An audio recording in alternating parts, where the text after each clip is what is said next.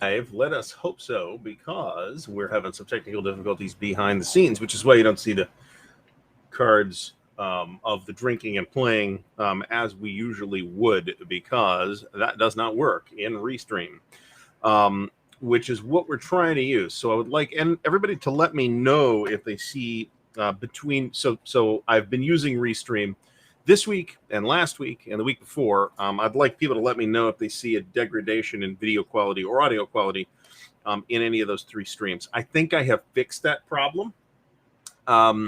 So let's hope so. It does sound like all of the audio is working fine. So I have the fancy new intro video, which I wanted to bust out today, and I could have, but I actually ran out of time, and we had a false start stream that didn't connect, so the software didn't connect to the correct stream. It's all we're still working it out. So anyway, tonight's topic is, first of all, we have a giveaway. So I apologize if folks are watching after the stream, but you probably won't get the chance to participate in those. We do have two giveaways tonight. I know I said last week that there would be one. I lied. There will be two. Both of which are, in fact, Wargames. So what are we drinking? We are killing the last of the Johnny Walker Double Black, because I want the bottle out of the house to make room for a single malt scotch. So, and we'll see how fast that happens. So, and then we are clipping Lucky Forward. That is the latest Goss game from our favorite wargame publisher, Decision Games. I'm sorry, Stigler's favorite wargame publisher, Decision Games.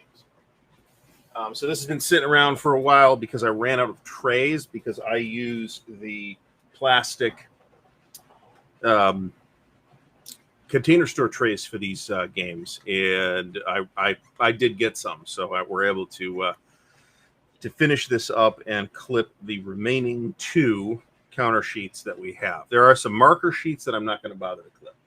So let me say hello to Rick Cox, Greg Grant, Todd Walser, Lee Grant, Dale Brady, Ken Kloby, Krusty Captain, Strelnikoff, Bill Simone, Mike Anthony, if I've missed you, Hopshead NZ, Stigler, Jeff Anderson, Jeffrey Wesovich, Cataclysm Now, 13 Shano, Robert Moffat, Peter Bergs, Kyle Reese, Michael Sherman, and Brant from the Armchair Dragoons is here.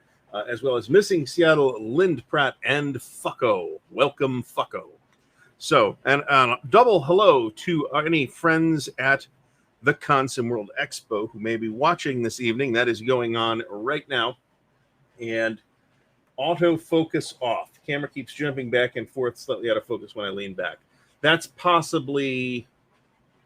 good question. Let me know if it becomes a huge problem, unless you're saying that it is, in fact, a huge problem. It may be too late to fix it for tonight, but that is something that, I mean, the autofocus on this webcam is, not the best. So I will try to endeavor to not bob and weave throughout the entire show. So we've got actually all of the units punched and clipped for this game, but I am now dealing with a huge number of breakdowns, because you can break your battalions down into both companies, and then in principle, your companies can break down into 0-step units. So there's a huge array of. I just cleaned this thing, and it's already chirping again. So I watched a little bit of the video. I guess I listened to the video more than anything else, and didn't notice that problem in last week's show. So I guess if I can do it directly from OBS, I can stream directly from OBS, but then I have to figure out how to schedule the show while doing that. That's what I was trying to do behind the scenes tonight, and it did not, as you can tell, it did from the abrupt opening, it did not work. I went from OBS to Restream, and then Restream sent to the wrong place. Now, on the other hand, we're really not getting very much use out of Facebook and that. So I guess it doesn't really matter too much to say that the we're not going to be able to stream to Facebook and Twitch because so from last week, and we had really high numbers last week. We had 100, I think 111. I think like 2 of those were on Twitch and 1 was on Facebook, and the 1 might have been me monitoring the thing. So that is possible. So there will be no dancing on the stream in my case. So the topic of the week is something I came up with actually like earlier today. Was what are the war games of the decade? And of course, we can have the discussion about war games of this decade or the last decade or the decade before that. But I thought it would be more interesting to start that discussion with the dawn of the hobby. And a lot easier too, because I actually originally had it as just the 50s and 60s, and then I realized that there's really not that many choices in the 50s and 60s. In the 50s, I realized that, but in the 60s. So when we talk about, and I think we're going to say conventional war games here that don't necessarily have to be hex and counter, because there's at least one example of, I think, a game that's a contender in the 60s that is not a hex and counter game, and that's Jutland. Not a hex and counter game, as far as I can tell. I noticed that too. Looking at the screen, when I just from that little tilt back, the color correction changed when I raised my arm up. That is super duper weird. And that is not a problem that I was observing when using OBS directly. Very interesting. And that is absolutely not a setting that I can adjust. So, all right. So let's see if we have anything in the comments that we want to talk about. Drenched, man, it's been super duper hot here for the last several days, and only today, and I mean super duper hot inside in the alleged air conditioning. Only today did it lighten up a little bit, and it was still pretty hot outside.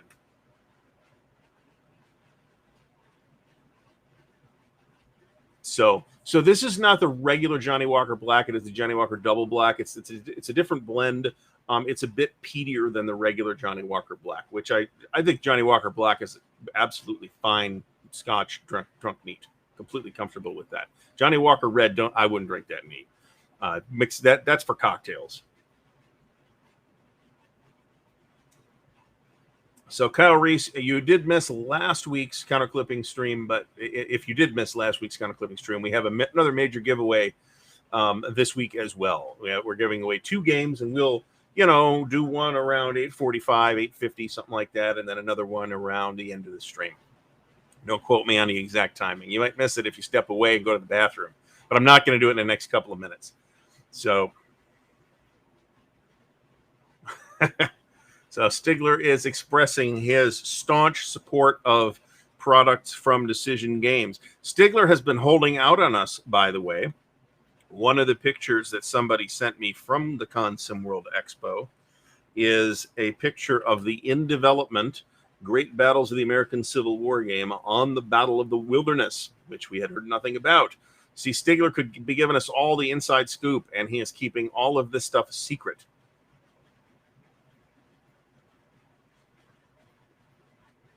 So Dan has made videos featuring me in the past, and I've made videos featuring Dan in the past. So, I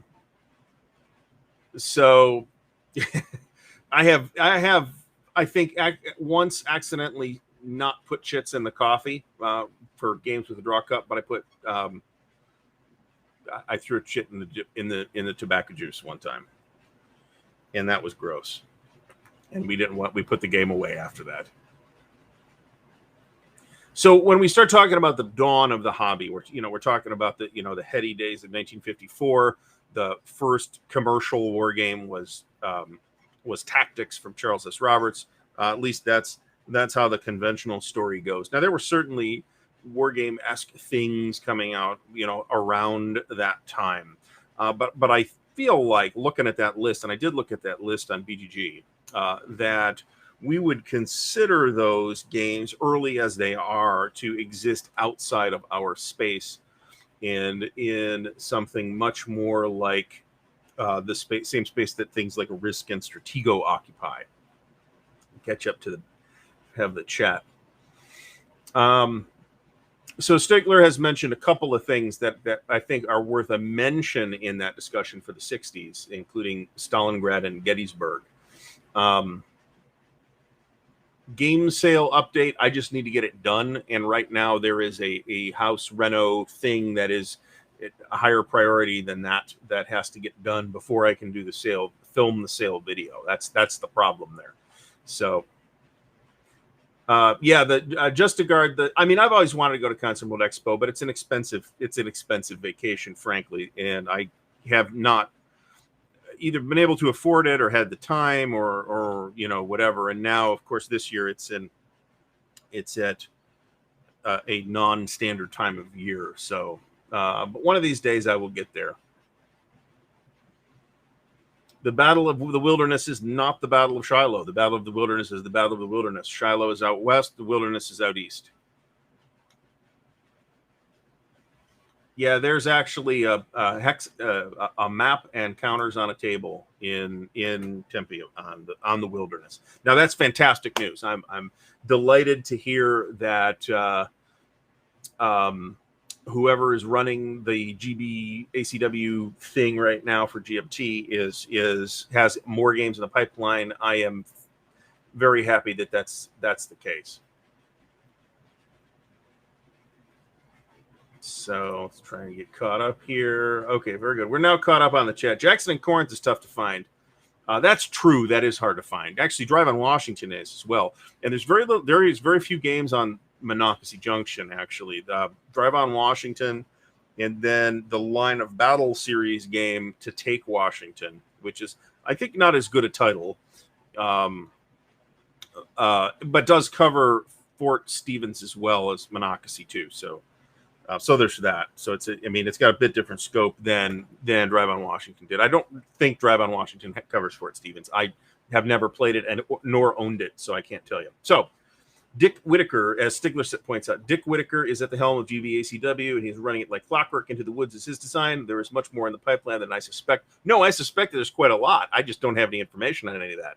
I definitely want to see. There's a bunch of big battles. I, for one thing, would really like to see that 3-pack reprint. I will buy that in a heartbeat, even though I own 2 of the 3 games. That would be 3 Days of Gettysburg, Red Badge of Courage, which is both battles of Manassas, and River of Death, which is very hard to get. It's not even that it's expensive, although it is. It's that it's very hard to get. It doesn't even come up on eBay that often. And that's Chickamauga. Chickamauga is a fascinating battle that I would definitely like to see in that system. I do see all of the chats, Daddy-O669. So that's one of the advantages of running the way I am running I almost said StreamYard. I couldn't do this in StreamYard. I'm just not paying for StreamYard. I'm paying for Restream. I get all the integrated chats, so I'm not missing anybody for the giveaway. If you're watching through Twitch or you're watching through Facebook, you are good to go. So, and I blame John Krantz for wanting me to even add Facebook to the list. Henry Sikorsky asked about MMP doing the Wilderness. Yes, in fact, that is the next game in the series. And I have had it's been about 2 years, admittedly, but I have had a discussion about that game, No Turning Back, with its developer, Chip Farr. Chip is a fantastic guy who unfortunately is probably also living in the deep South right now and suffering enormously. So hopefully everybody's okay down there.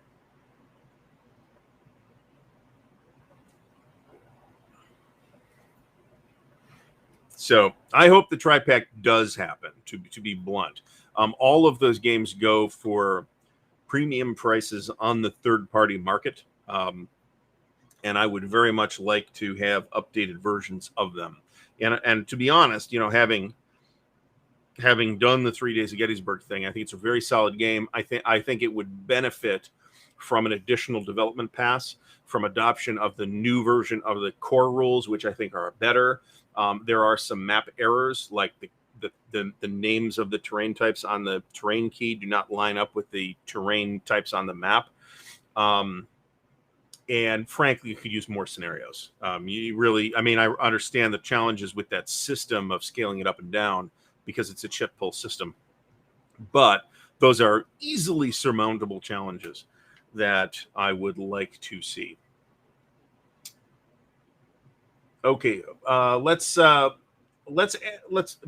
McCabe asks, first of all, Brent, thank you for stopping by. Welcome to the stream. Difference between MMP GCACW and GMT GBACW. So the short version of that story is I we'll see how short it turns out to be. GCACW started with Avalon Hill's Stonewall Jackson's Way. GBACW started with SPI's, depends on who you talk to, but I say it started with Terrible Swift Sword. They are both games on the American Civil War, but they are at very different scales. GBACW, as the name suggests, Great Battles of the American Civil War, is a tactical game about the battles. So if you buy I'll use Gettysburg as the example because there's one in each system. If you buy the Gettysburg game in this is a thing that happens though. In Great Battles of the American Civil War, you are getting a game about the Battle of Gettysburg. It's, you know, you get 3 maps and you get Gettysburg in the middle and you get the roads converging on Gettysburg and you get the various ridges around the city and the units are regiments. On the other hand, if you get the GCACW game on Gettysburg, which is the current one, is called Roads to Gettysburg 2, which is also a fantastic game, then you get a game that covers a huge chunk of the state of Pennsylvania. That is an operational series where the units tend to be divisions or brigades in some cases. So they're very different games. The GCACW, you can go by what the names say. GCACW is about the campaigns.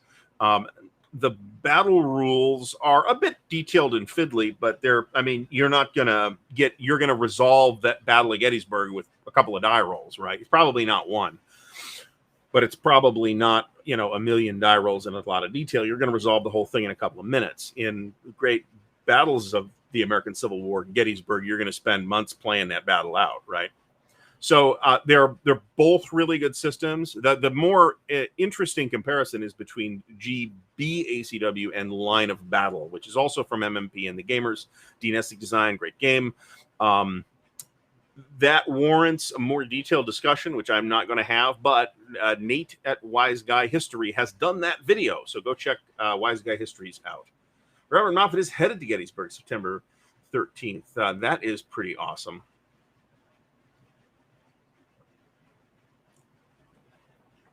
Vince lucked into a mostly unpunched copy of River of Death a couple weeks ago. Good for you. I have been unable to rustle up a copy, and at this point, I may just end up waiting until it gets reprinted, if it gets reprinted, or I just keep my eyes open. I've got an eBay search set up for it. Eventually, it will pop up. Even when it does pop up for auction, it goes for approaching $200. So, Purple Norseman, thanks for stopping by. Who is only 180 miles from Consim Road and couldn't get the time off. That sucks. So, just as a convention reminder, Origins is at the end of this month here in Columbus, Ohio. It is a veritable nirvana for gamers of all types, but board gamers especially. I don't know what my exact schedule is going to be, but I will be there. I will be helping out the Armchair Dragoons run the wargaming area. And I think I have been consigned to running Commands and Colors something. So there's that. All right. So I suspect, Carl, thanks for stopping by. I suspect that I'm going to spend all day there Friday and Saturday, and I will be there partial days on Thursday and Sunday. That is my guess, and I might even be right. So, War Games of the Decade, and I think I think I'm going to have to start with the 50s, right? So we're going to have one for each decade, and I think my intention is as a future show we go into the 80s. So there's not that much that exists in our space in the 50s, and it's all from Avalon Hill, as far as I can tell. It's all either miniatures stuff, which there is some of that, or it's from Avalon Hill. Okay, and it's early Avalon Hill, and early Avalon Hill did some stuff that definitely did not exist in the wargame space, like the Year of the Lord and things like that. I think that was in the 50s. Games like Dispatcher and stuff like that, not existing in our space that we are discussing. Not that there's things wrong with those. In fact, I'd be curious to go back and take a look at some of those non-wargame games that Avalon Hill did early in the on. And David Thompson, thanks for stopping by. For one thing, he is going to miss Origin, going to Acadia for the. Well, that's cool though. At least you're going somewhere else, somewhere cool. So in the 50s, I think there's really only two choices to pick. Now you can say, now what do we mean? I guess let's address this before I say what my choice is, and I'm willing to take other suggestions, but I think I'm right. I think what I mean is, when I say war game of the decade, I am talking about, first of all, a game that exists in our space. So a game like Diplomacy, I think, probably does not qualify, just in the sense of, even though I don't want to restrict it to Hex and Counter, a game like Diplomacy doesn't fit as neat, or a Civilization does not fit as neatly into the wargame space as something like Jutland, for example. So there were, Henry, so the first commercial board war game by our reckoning here today was Tactics, released in 1954. Now, in some sense, I think that we have to consider influence, right? And I want it to not be a discussion about what's Ardwulf's favorite game from that period. Because, to be honest, I haven't played anything from the 50s, and I might not have played anything from the 60s either. Now, there was a Tactics 2, which I think came out in 1958, and which remained in print for quite a long time, actually. When I was, involved in the late 80s and early 90s, you could still get Tactics 2. So I did Patrick's Tactics and Tutorials. Thanks for stopping by. Mo from Mo's Game Table. Thanks for stopping by. Both channels that you should all be subscribed to. So even though Tactics is, the progenitor of the commercial war game, it's also, if you've never seen it, it's also it's less historical than Risk, in that it takes place on this sort of fantasy continent or island with generic units that you would recognize as wargame units, right? I think there's a CRT and all that, but it doesn't represent any specific historical situation.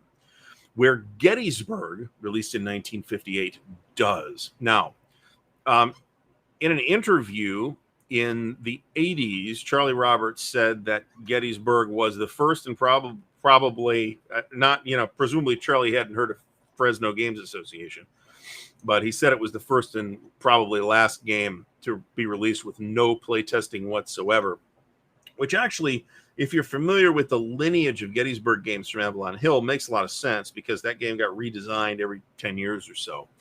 And was originally released on a square map, but you didn't use the squares for movement. You used them for positioning hidden units, and used like a range card or something like that to adjudicate movement. So it was very much like a miniatures game. But then when they redid it, which I think was in the 60s, to be honest, what we call Hex Gettysburg, then it was on a hex grid. And Diplomacy did come out in the 50s too, as I recall from my research. I'm not interested, because they don't reflect a historical situation. They're just kind of like this generic fantasy land thing. I am not interested in either Tactics or Tactics 2. Nor do I think Tactics 2 necessarily represents an enormous step up over Tactics 1, modern standards. I don't know that it does, for the same reasons, right? So, and I mean, they recycled that CRT for like 20 or 30 years. So now these are classics, right? But they're not games of the decade. I'm going to say that the game of the decade for the 50s is Gettysburg 58. Because I think it was really, really influential. I mean, they advertised it on billboards, for Pete's sake. I mean, imagine that now. Imagine Wargames advertised on billboards. Just absolutely baffling that was considered a viable thing at the time. John Longshoreman, I haven't said hello. Thanks for stopping by. Turks 1966 and H Tuna, thanks for stopping by. I'll agree with Jeff Beeler is that Diplomacy is barely even a board game. It is a social game, much more so than it is a war game, certainly. Let's try and keep these sorted out here. So I mean, I'm willing to take other ideas on the game of the decade for the 50s, but I think we come away from that discussion with Gettysburg 58. Even and that does not mean that it's the best version of Gettysburg, even from Avalon Hill, and I don't know that it is. But it was an early formative game on the hobby. Even people like Dave Arnson and Gary Gygax mentioned it as hey, this is a game we literally played this till the game fell apart. Along with Waterloo. What I don't remember what the date was on Waterloo off the top of my head. That might have been in the late 50s as well, but I think it was the 60s. So Stigler has called the discussion closed in that, and I don't know that I have any more to say about the war games of the 50s. There's not much to pick from, to be honest. Now in the 60s, segueing on, the situation does change a little bit in that there are a fair number of games that came out in the 60s. However, I don't know that they're all necessarily from Avalon Hill, but the vast majority of the games that I think would qualify either came out from Avalon Hill or were later picked up by Avalon Hill. In the 60s, I mean, remember that, SPI was just getting started, I think, in 69 or 70, right, as Poltron Press. And I think none of their early games are, like the super duper early games are really notable, except for a game that doesn't come up until the 70s. I'm not want to hold everybody in suspense. That's going to be Panzer Blitz from 1970. The original release was in 1970 as like an experimental thing from SPI.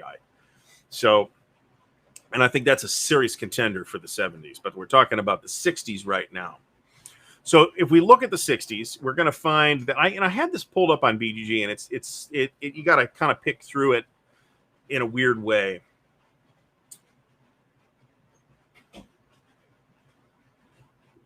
Let's check the. Mikey Anthony mentions that Diplomacy is an anti-social game. You know what? I can actually turn the chat overlay on. This is the best feature of Restream. And then wait for it to catch up.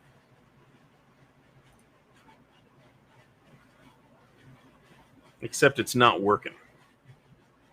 Well, that's bullshit.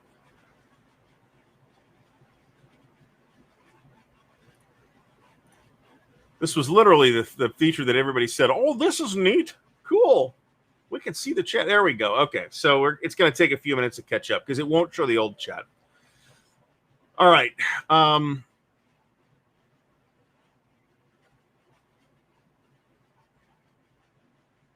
Henry Sikorsky says he thinks wargaming started to get more popular in the 60s, relatively speaking. Yeah, that's true. I mean, we had clubs and things like that, even the International Federation of Wargamers. Doug Sunseth mentions, now we got a bunch of interesting SPI things Avalon Hill things in the 60s, but I think the standouts are Africa Corps, which came out in the 60s. Jutland, which came out in the 60s. And it's another one of those games. It's like, I didn't really want to exclude it, but it, definitely not a, and actually Stigler has it exactly right here. Cause that's pretty much the list of games I was thinking of from the 60s. Was Waterloo, Africa Corps, D-Day, or Battle of the Bulge. I'm going to say, based on the fact that I think the longevity of the game, it's a game that people still actually play, was Bulge 65. I think that's the leader in that group. Africa Corps still gets played as well, and I think that is a contender. But I think that we would land on Bulge 65 seeing the most play today. Now, at some point, that becomes a yardstick that's not useful anymore because it's a game that just came out not that long ago, right? I have a game of the 2000s, by the way, that I think will also be. We'll get to the 2000s in a different episode. Jeff says Africa Corps. I think Anzio did come out in the 60s, but that's a different game depending on which version of it you're talking about. And I think that does make it different. Jutland is like, it's a little bit like Board War Game meets Fletcher Pratt, where you play it on like a gymnasium floor. You use counters and stuff like that, but it's not quite as fiddly as Fletcher Pratt. But it's like a miniatures game played with chits type of thing. I think. I mean, people might dispute that characterization, and I would not necessarily dispute their disputation. Midway is another one. 13 Shano mentions Midway, and I think that's another game that comes in that should be mentioned on that list. Blitzkrieg, so Blitzkrieg and Stalingrad, I should mention. I do not believe that. Where's the motor? There it is. I do not believe that Stalingrad holds up today. There's been video. I haven't played it. This is my half-baked opinion. So if somebody who's played it wants to debate me on this, then fine. But it doesn't look to me like Stalingrad holds up particularly well. It's super dated. I think it has enormous gaping problems. Third Reich came out in the 70s. We're not talking about the 70s yet. Matt Davidson mentions Guadalcanal, though. And I think that's another one that should be on the list. I think Bulge 65 still comes out on top for that.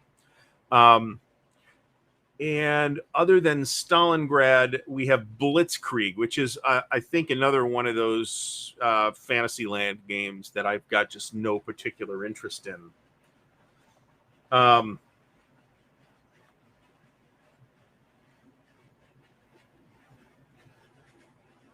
So Jeff asks, which Avalon Hill game had the most strategy articles in the general in the 1960s? And that's a good question, actually.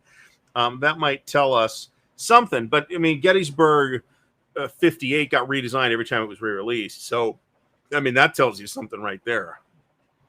It was redesigned in the 60s. It was redesigned again in the 70s. It was redesigned again, I think, in the 80s.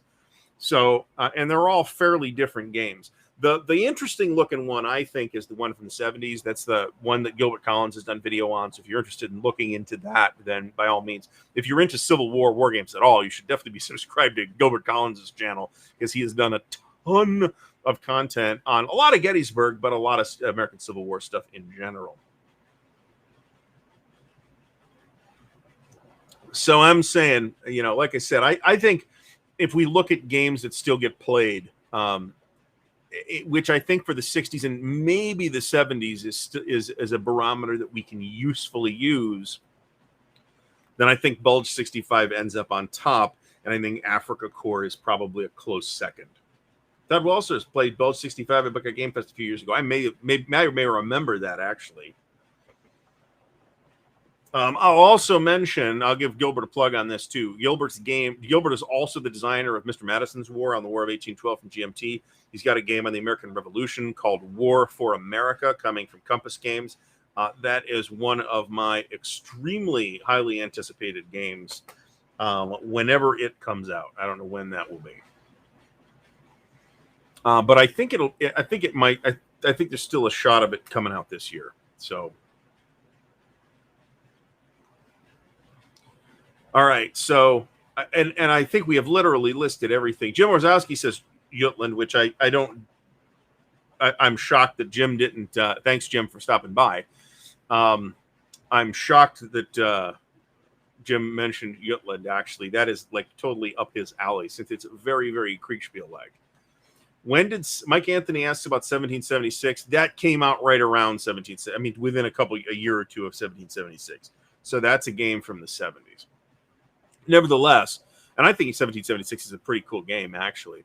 Cal Reese asks, was Avalon Hill and SPI the two major competing war game companies of the day? If the day is the 1970s, then yes, it was. At the end, technically in the early 80s, SPI went away.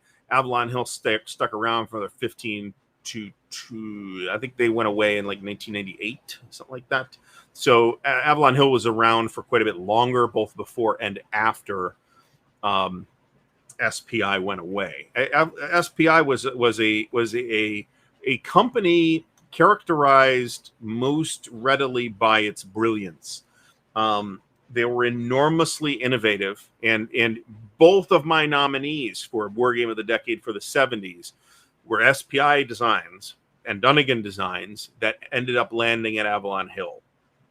And that right there ought to tell you which two I'm talking about. Pretty much it was only Avalon. I mean, on paper, that's not true, but in terms of like notable titles, it's definitely true that Avalon Hill was the only game in town in the 50s and 60s. There were other publishers, but nobody doing like notable or like exceptionally well-remembered work.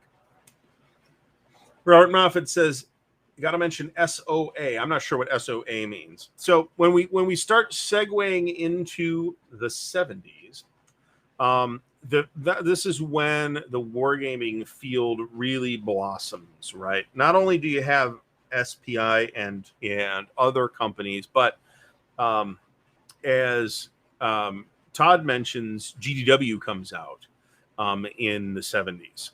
Now, when I say 70s, I mean 1970 to 1979, the 70s, right? We're talking 1980s, we're talking 80s to 89. We're not going to get to the 80s tonight. So,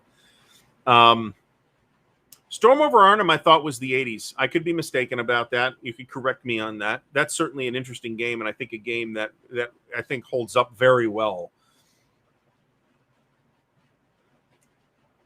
So the big two, I think, and I think Squad Leader is the third piece of that, is a game that's been enormously influential. Now, I don't think Squad Leader gets a lot of play. Squad Leader gets a lot of play anymore. It does get some, but I think by and large that audience is mostly playing ASL, which came along quite a bit later in the late 80s or early 90s.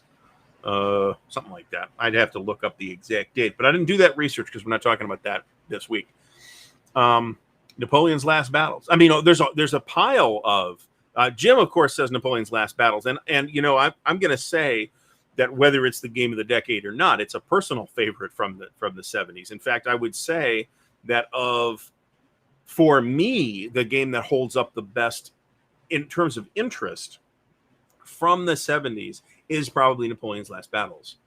But I think the big two, of course, are going to be Panzer Blitz, which at one point was the #1 selling war game of all time, and the game that became the #1 selling war game of all time, which was Squad Leader, and then the other genius Jim Dunnigan design that originated with SPI in S&T and migrated its way to Avalon Hill, which was Panzergruppe Guderian. And of the three, I think I'm probably inclined to hand it. Now, not to say that there's not plenty of other SPI stuff and Avalon Hill stuff that I think is worthwhile in the 70s. There certainly is. And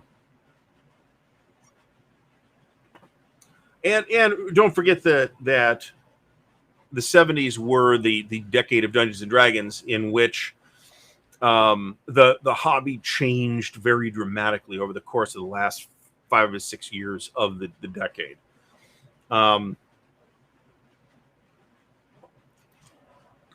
So I am seriously feeling that, and I think I'm done with the scotch for tonight. Panzer Blitz was a big game changer too. Panzer Blitz was very innovative in a lot of ways. I think though that, I mean, and again, I'm willing to be argued with on this. I think there's probably more people playing Panzergruppe Guderian or its derivatives now than there are playing Panzer Blitz or its derivatives now.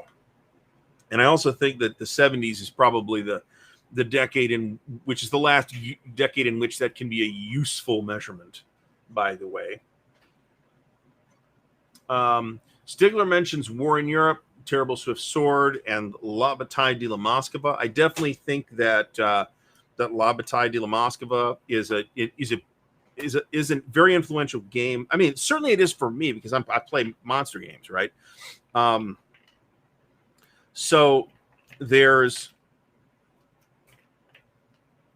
we're getting into things like the recon units now.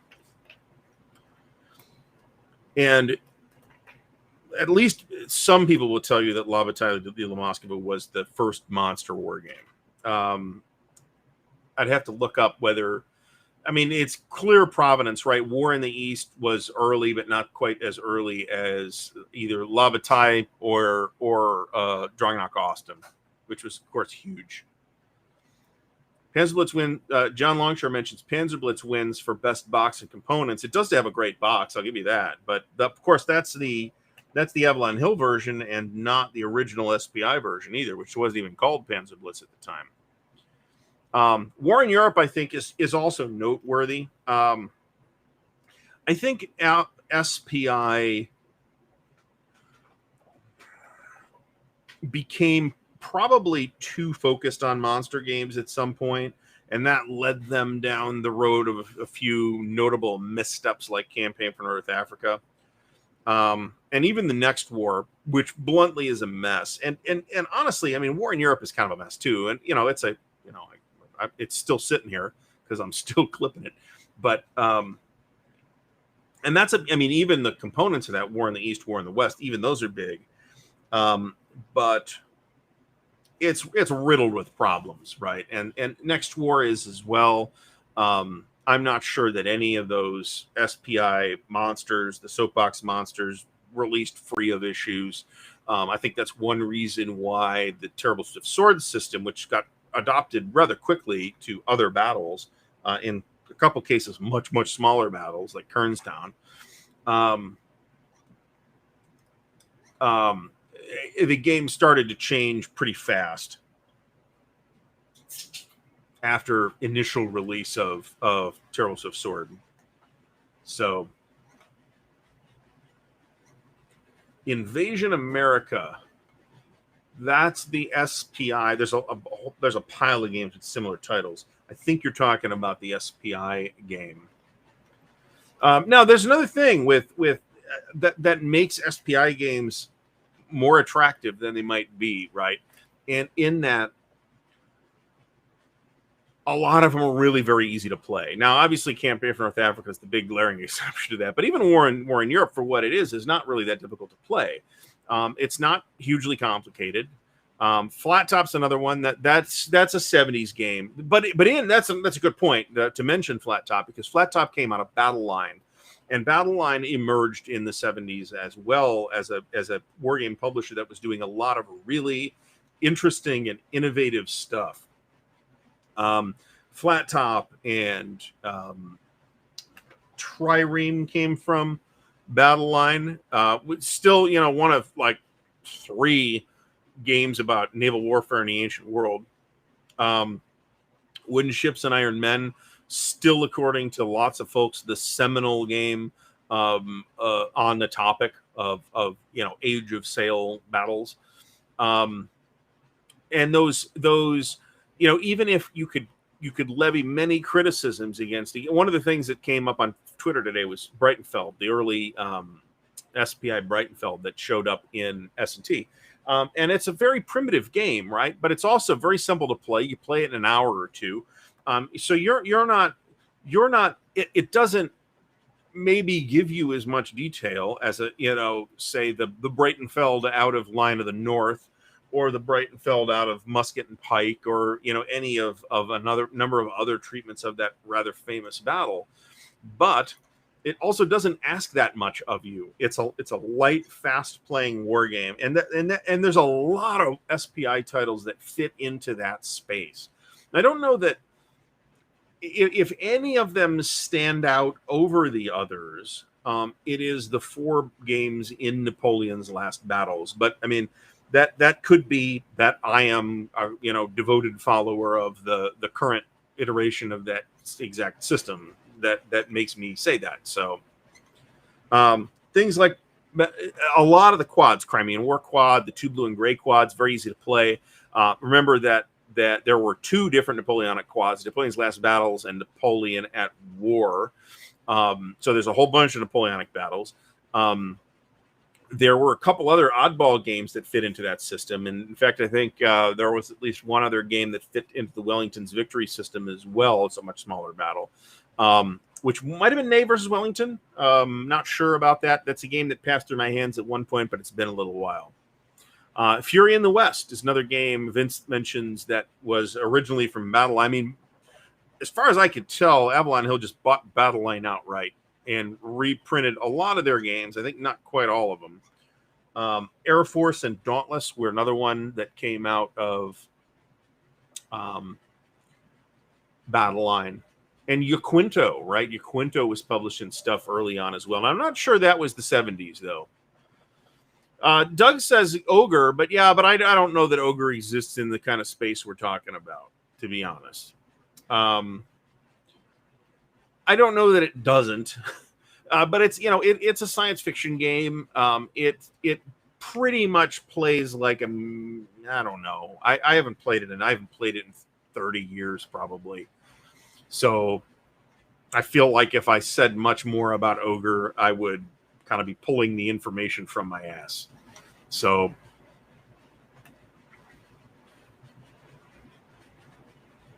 Todd mentions that he played a lot of SPIs among Musket and Pike. Jim clarifies that Ney versus Wellington is the Wellington's victory system. They were talking about Decision. When I say they in this context, was talking about revising that system for a bunch of Napoleonic battles, but their Wellington's victory was not well enough received to warrant that attention. Greyhawk Grognard, hey, thanks for stopping by.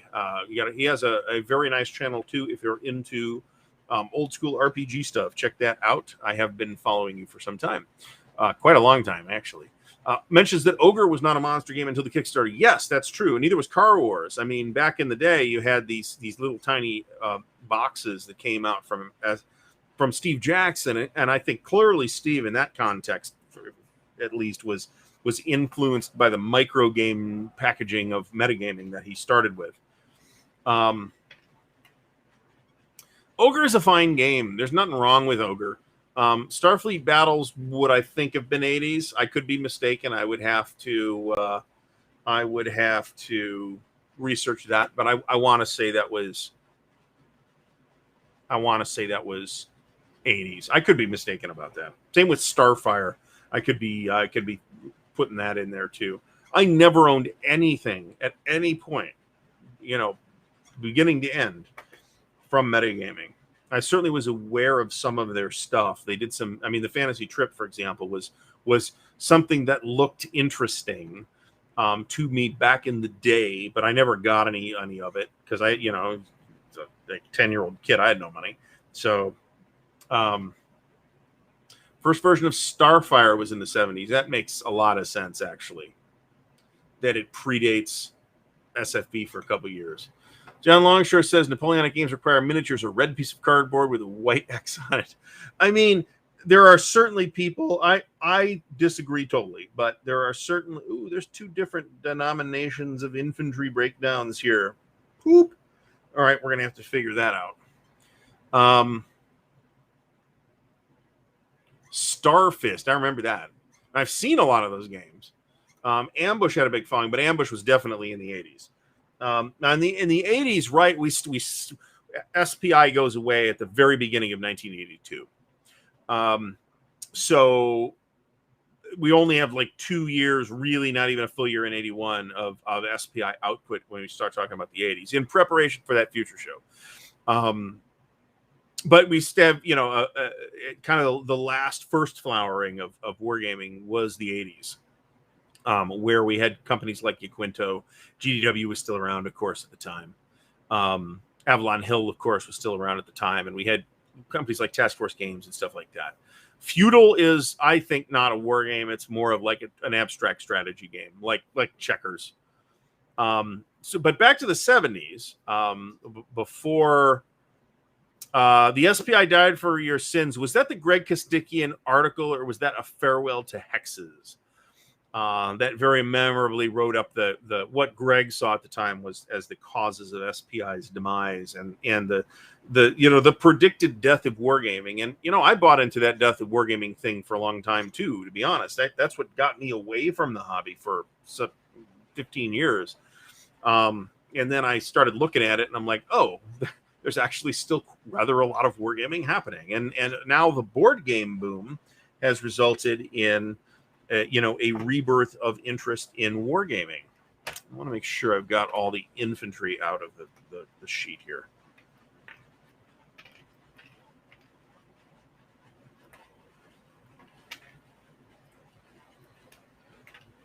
There's probably, there's multiple denominations of anti-tank here as well, representing the different types of German, either anti-tank or flak. You do have a special denomination for 88s, for example. John is trying to be provocative and saying that every tactical wargame released since Panzer Blitz is a Panzer Blitz wannabe. I don't necessarily think he is 100% off base with that bold assertion, actually. Something else I want to mention, actually, is that Mark Herman's next project, which he showed some pictures of on social media in the last day or two, is Thunderbolt, which is the third game in the Ancient World series, Richard Berg Ancient World series. I have been waiting for that for close to 20 years.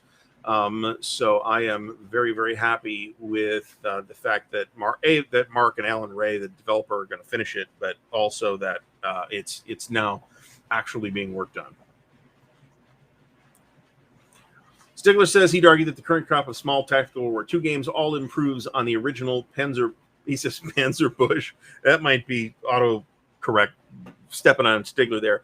I'm inclined to agree. I actually listened to a podcast, and I wish I could tell you what podcast it was, but that actually played Panzer Blitz, and it made it clear, their discussion of it, and even though they had fun with it, and I think you can certainly still have fun with something like Panzer Blitz, I think it made it clear to me that I think Panzer Blitz does not hold up particularly well, as innovative and popular as it was at the time. Now, that said, there are certain advantages of Panzer Blitz that you can leverage. For example, the fact that it's completely modular, right? You can go buy 10 copies of Panzer Blitz, and you should not pay more than $10 for a copy of Panzer Blitz, by the way. So you can go find 10 copies of Panzer Blitz and put them all together and play out Kursk at the platoon level if you want.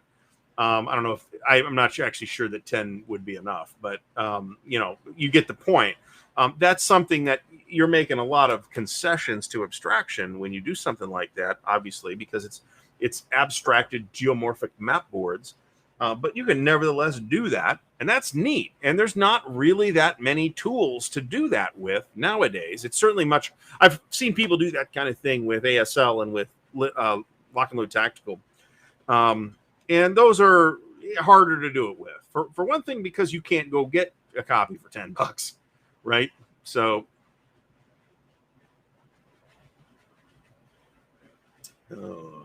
confused. There we go.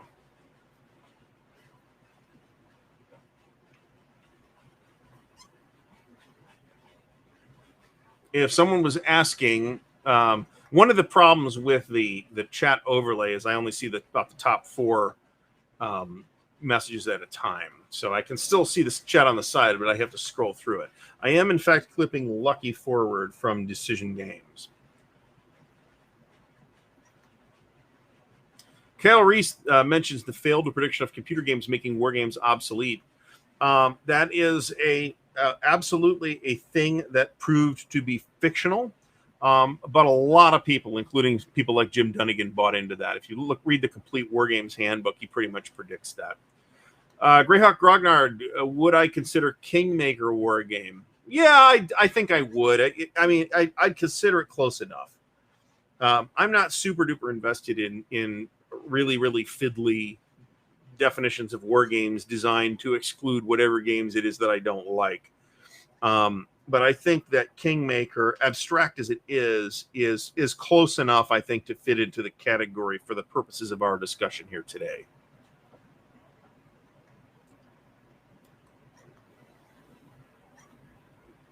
And Wellington's victory and Terrible Swift. So I don't know about Wellington's victory so much, but I will mention that Wellington's victory was popular enough that it got reprinted both by TSR and by Decision. So there's that. I mean, there were people that were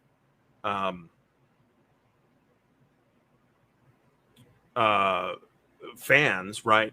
Robert Moffat, and this game warrants a mention for the 70s. Robert Moffat mentions the Russian campaign, and I want to say that was from Jedco. By the way, Jedco Games still exists. They are a distributor of family board games now.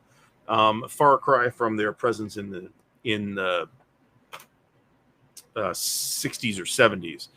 I think Russian campaign came out of Jedco. In fact, I'm sure that's true. And that is, as previously mentioned, the game that blew Stalingrad off the map.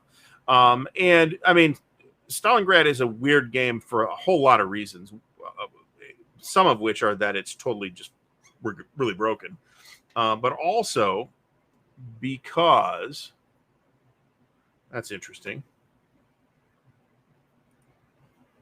The chat overlay went away magically on its own because it doesn't cover Stalingrad, right? It's like the whole East Front or close to it.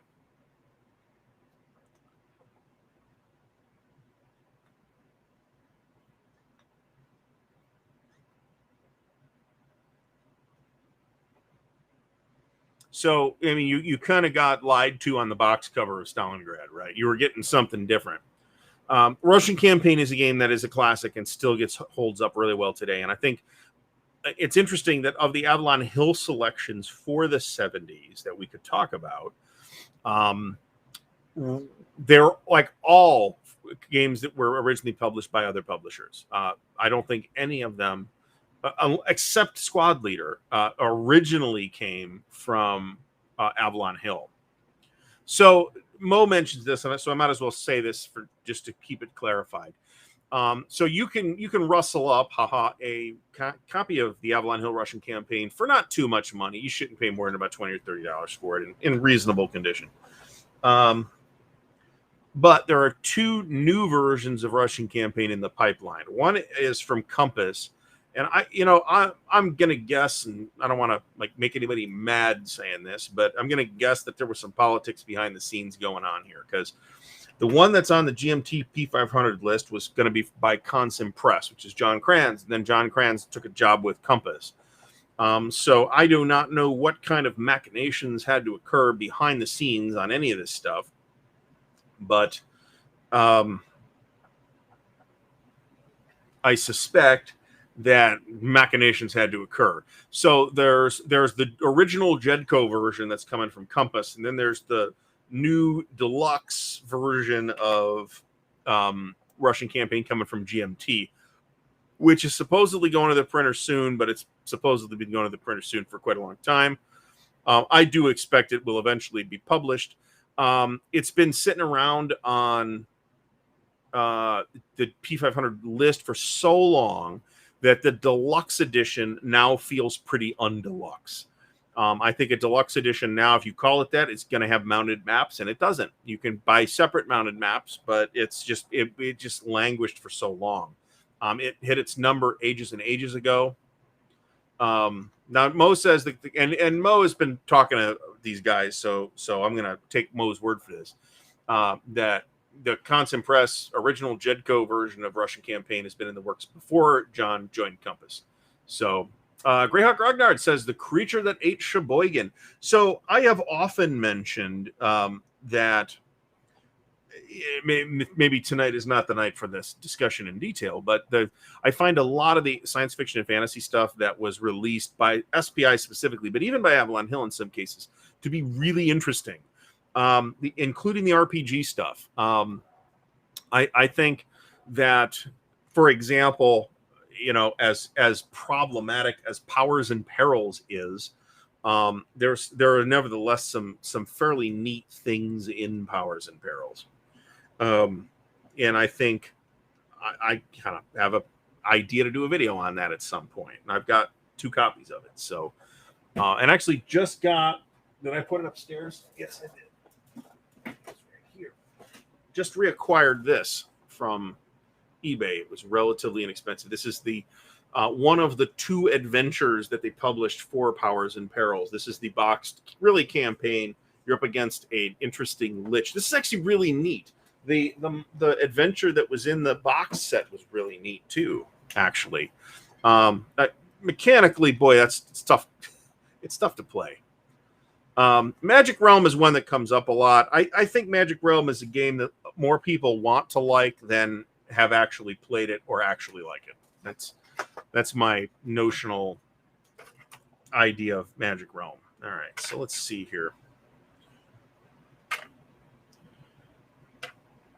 Are these all the same? There are different breakdowns for different kinds of tanks. Oh my God. What a mess this is going to be.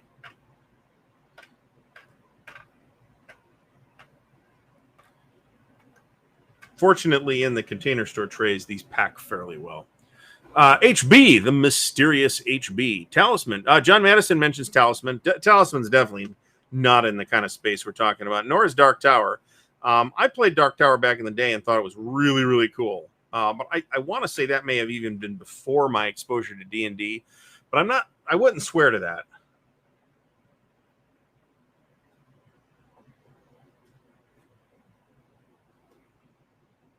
Starship Troopers. Yeah, I mean, there's a whole bunch of good games that I think does not, they're not really in the running for Game of the Decade.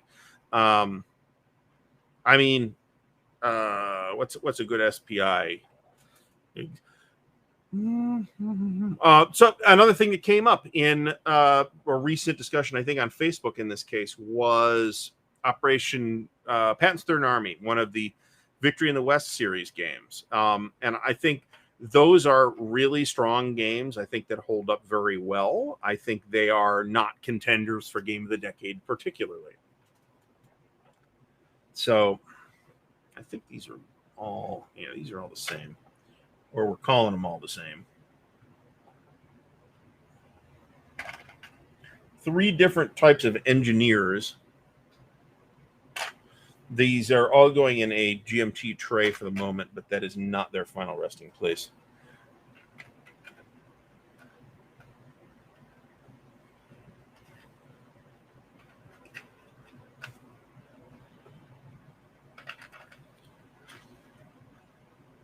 Greyhawk Grognard, yeah, that was that was, I think, the defining thing of a lot of SPI's output was a lot of it was really rushed.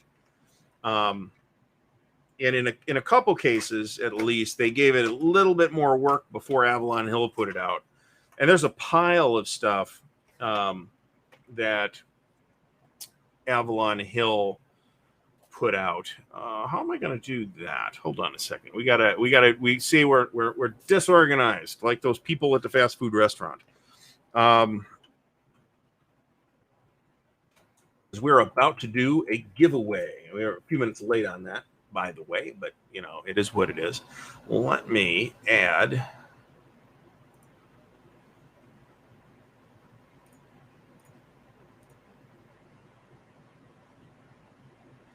All right, so here's what's going to happen. We are going to give away. Which one should we do first? Let's do this one first. All right, so we're going to give away a copy of The Shores of Tripoli, the debut game from Fort Circle Games. It has been very lightly touched. It contains a pile of pieces and a deck of cards. and a giant pile of dice. Obviously, I haven't played it. I have played it actually. I just haven't played the physical copy. I played it on either Vassal or something else. So out of the shrink wrap, we did an unboxing of it. I don't have space for it anymore. So we're going to give away this copy of The Shores of Tripoli. Now, I'm going to ask people in a moment to do something, which isn't necessarily the same thing we did last week. And we will try to include in one of the two tonight the opportunity to, or next week, we'll see, people who aren't watching the stream live. But probably these two I'm just going to give away in this way. So I'm going to ask if you are not in the United States, I'm going to ask you to help with shipping. Otherwise, I will cover shipping. And we did, by the way, get both of last week's giveaway games shipped out. They waited until Saturday because that's when I could get to the post office.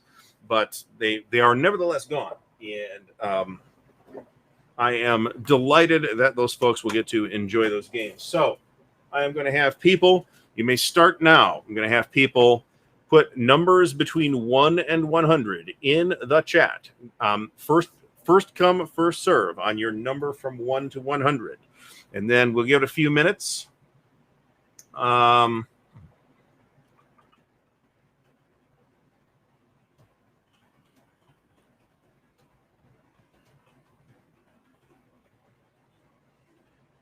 Okay, we'll give it a few minutes, and then we will. Also, your first number is your number, so don't be spamming the chat with 1, 2, 3, any of that. So, and if you were the first person, if it comes up as 50, if you were the first person to come up with 50, then maybe I should have had a bigger number, like between 1 and 500 or something like that. That probably would have been a good idea. Maybe we'll do that on the next one. There will be another giveaway in not an hour because we're going to be done by then. We're going to be another giveaway in 40 minutes or so as we close in on the end of the chat. All right, so I'm going to give these. Well, Charles, good thing there's another giveaway coming, and I probably won't shock anyone by telling you there will be giveaways next week as well. So I have at least, I don't know if I'm going to have 4 weeks of giveaways, but I'm going to have at least 3 and at least 6 games being given away. And I see 106 watching at this exact moment. Not a record. Also, since we're talking about it, let's mention that if you'd like to help support Ardwulf's Lair, there are links to the Patreon, the Ko-Fi, and the merch store in the video description. So assistance is greatly appreciated. I do give shout outs to Patreon patrons in the unboxing videos and occasional, they get occasional goodies as well. If you can help support the channel for as little as $1 through Patreon. So, and if you just want to do a one-time thing, do it through Ko-Fi. So let me go back to the beginning of the numbers because we are going to hit the button. Our number is 65. All right, so let's see what we got here.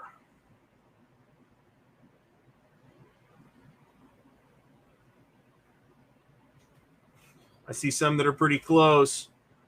If nobody hits it exactly, we're going to have to...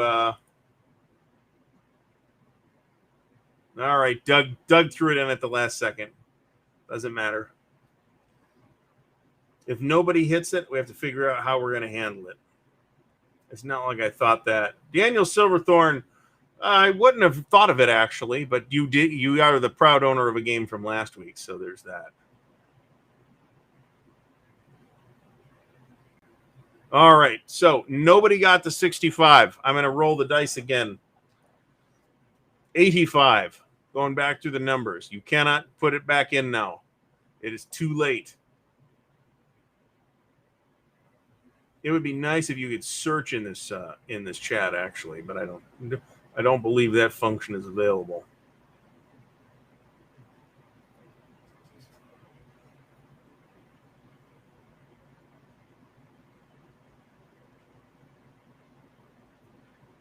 Wait a minute. Stigler says Scott is the winner. Did I miss it?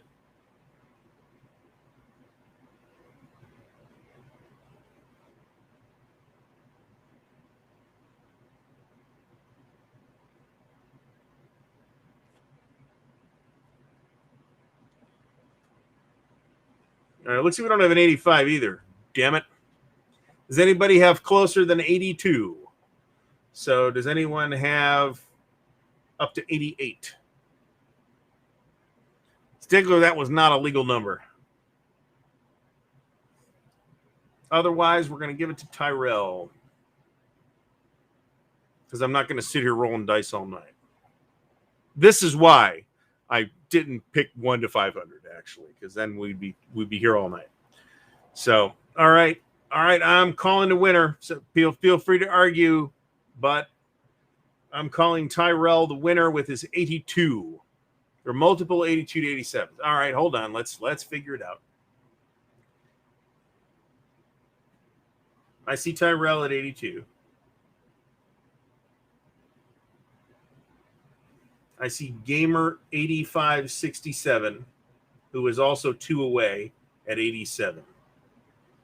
All right, so Tyrell and Gamer 8567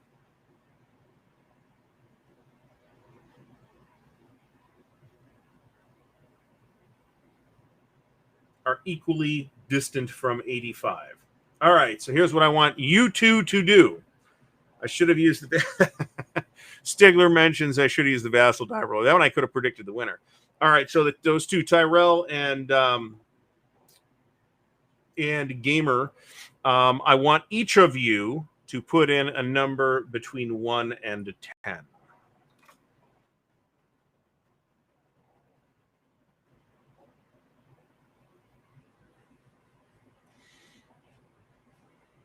And we're gonna roll off. Neither of you got it exactly, so we're rolling it off between those two. Those were the two selections in the 80s.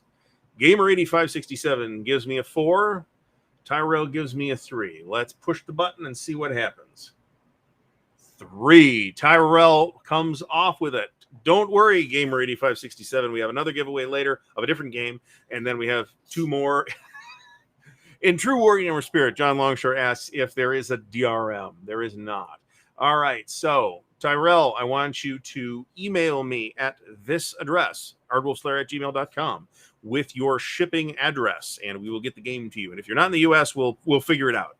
Otherwise, we'll give it another half an hour or so till we do the next one. All right, so let's resume our discussion of game of the decade for the 1970s. My inclination is to give it to Panzer Guderian, given all of the different options that are available.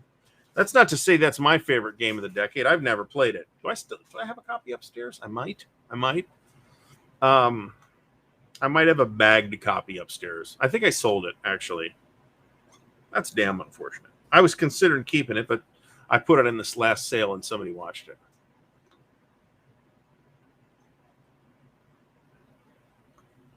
Kyle, if you're talking about in YouTube, that's true, but I'm not using YouTube for the chat management. Ricky's War is a Mickey Joof. Thanks for stopping by. And David Imperato, thanks for stopping by. Ricky's War is definitely a classic. I don't know that it's necessarily holds up that well. I don't think there's a lot of people playing Richthofen's War anymore. But it's definitely a classic, and I think it definitely a lot of people have fond memories of. It's another one that you shouldn't pay a lot of money for.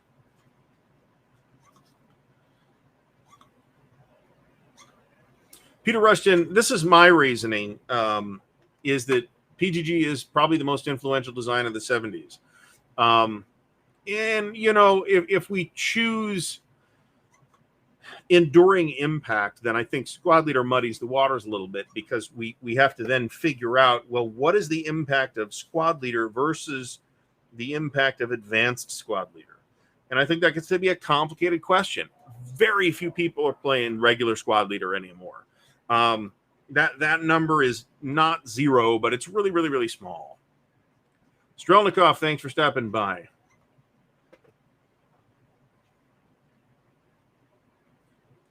Yeah, well, we're Charles. Thanks for the heads up on that. And actually, I could probably get John to tell me how he was doing it, but John's busy right now, and we're still trying to, we're feeling a lot of things out. I'm doing something different each episode on the technical side, even if you don't see it.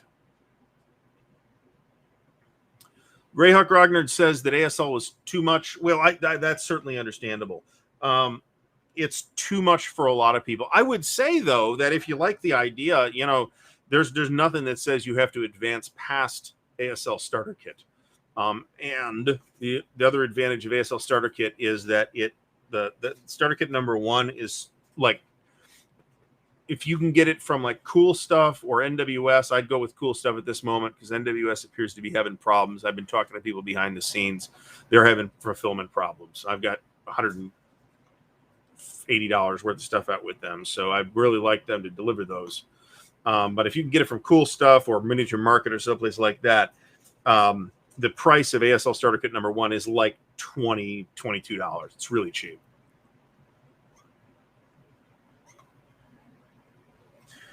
I mean, Squad Leader is definitely a thing, right? I mean, the entire huge overpopulated field of squad level World War II games that exist right now and have existed since Squad Leader are a testament to the fortitude of Squad Leader. Ken Cloby, LHY that Ken is referring to is probably Last 100 Yards. I don't have it. I've heard really good things about it, however. And I know that they're supporting it vigorously moving forward.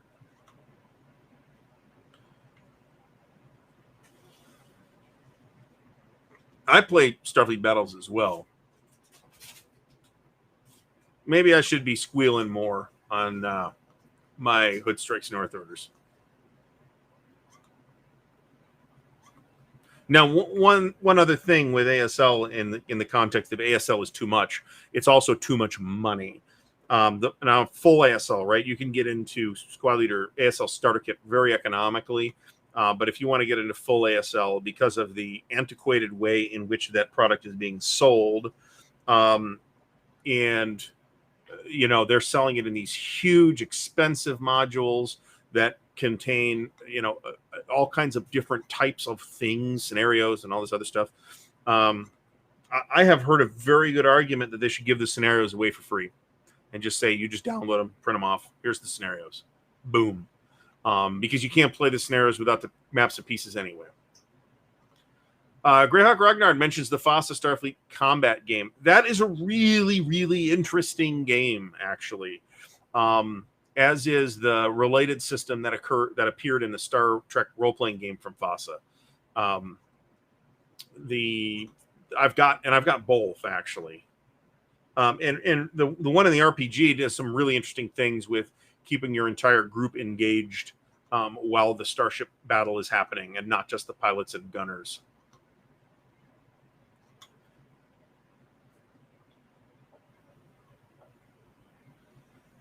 All right, I think we have just about tapped out our willingness to clip lucky forward counters at this point. One more.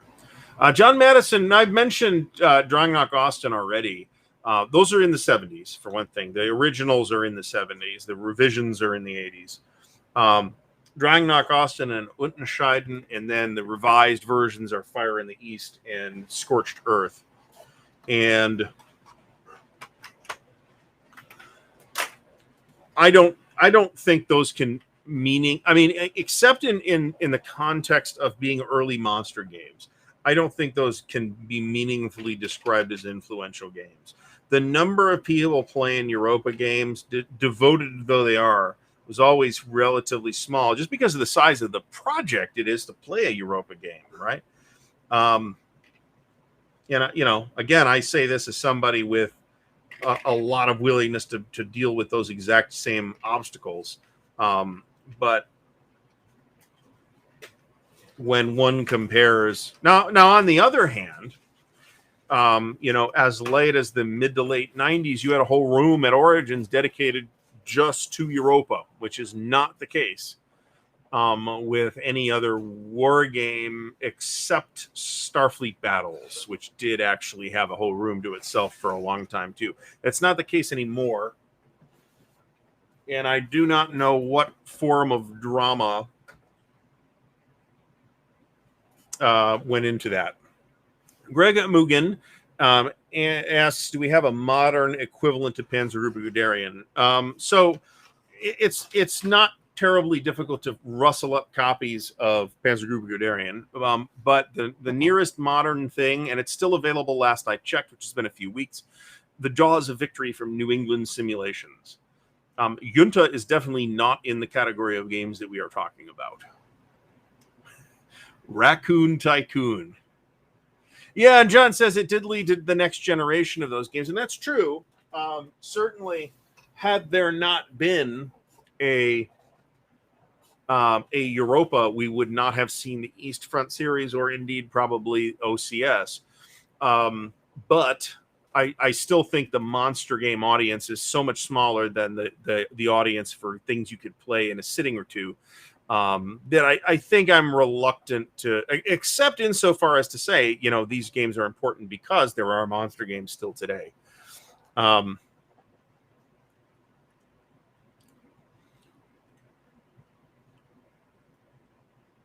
So, and Third Reich, which has been mentioned a bunch of times. I mean, there's still people playing that too.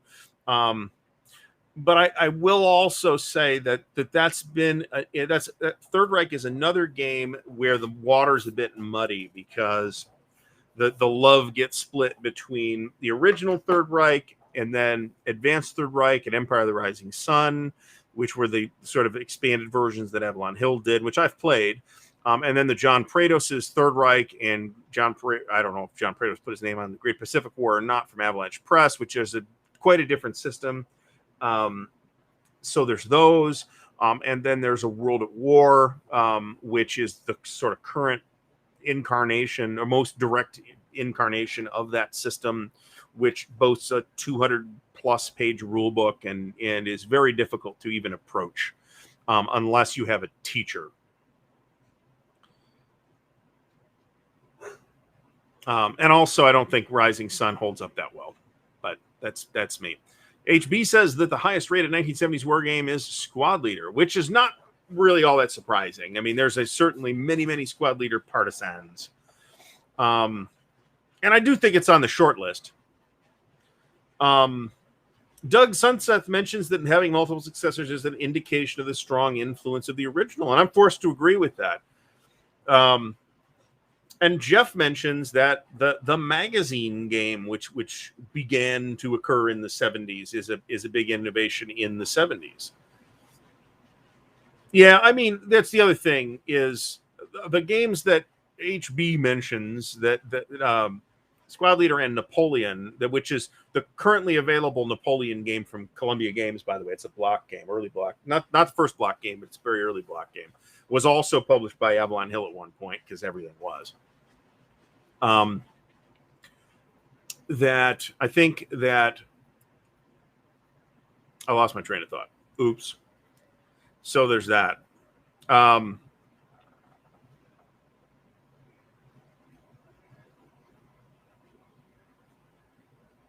One of the things that Jeff mentions here is, I think, important, in that, and this still holds true. It's just that they're harder to find, because you have to go to a dedicated store to get them, or order them directly from Decision Games. By the way, the latest World at War magazine is World at War issue number 80, with the Hanut France 1940 battle in it. Now, if we have anyone watching from Belgium, they are going to doubtless complain that Hanut, or Hanu, I don't know how it's actually pronounced, is in fact in Belgium and not in France. So there's that. World War III by SPI, that's another one of those games that I think did not really land fully baked, but that nevertheless a lot of people had fond memories of. Okay, so where I was going with that is that the magazine game, because they are by nature inexpensive, they're also relatively easy to play for the most part. They're mostly not very complicated. That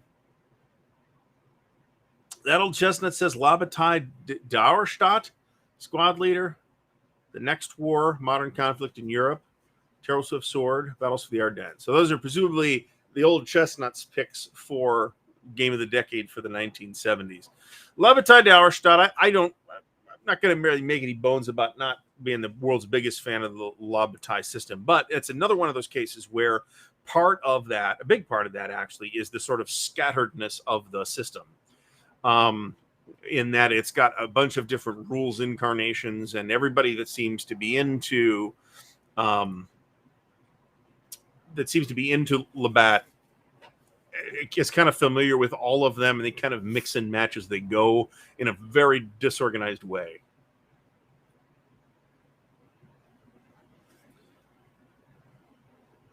And another advantage of Squad Leader is its modularity too, right? Where you've got the geomorphic generic map boards that represent idealized terrain, and you can kind of make up your own things. And your ability to create your own scenarios has been in Squad Leader from the beginning. So that's something.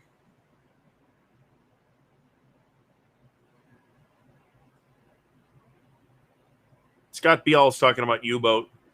Well, that's a 2020. I'm going to avoid that topic entirely by saying we're not done with that decade. We'll address that topic in 2030 as to whether U-boat is actually the game of the decade for the 2020. We got a long ways to go, and I think we can get an episode each out of the 80s, 90s, and 2000s.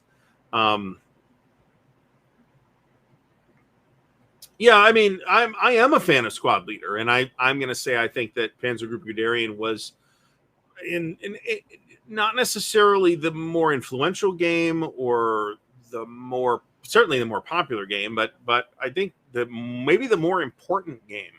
I think the innovations present in Panzer Group Guderian are bigger than the innovations present in Squad Leader, which is not to suggest that there's no innovations in Squad Leader, because there certainly were. The emphasis on things like morale, the fact that your troops may not necessarily be entirely controllable all of the time, that's a big thing, right? That is pretty, was I think introduced or at least developed to its potential in Squad Leader. And that's one of the things that leads Squad Leader to have a really pretty good narrative. I think just as good a narrative as other games like Combat Commander that are supposedly high narrative games. I think Squad Leader has just as much. Now you got to just memorize a million times as many rules to get the narrative, but there's another one of those. Nuclear War. I have played that once at a party ages and ages and ages ago, and I don't remember very much about it. Graphic on BGG ratings of 1970s Wargames. Ruh-roh. Give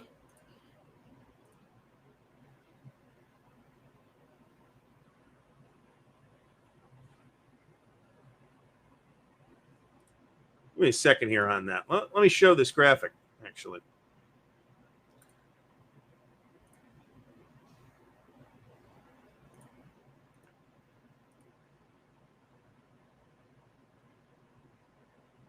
Really?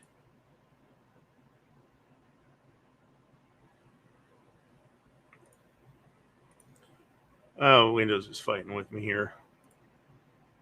I've managed to open the graphic in Campaign Cartographer.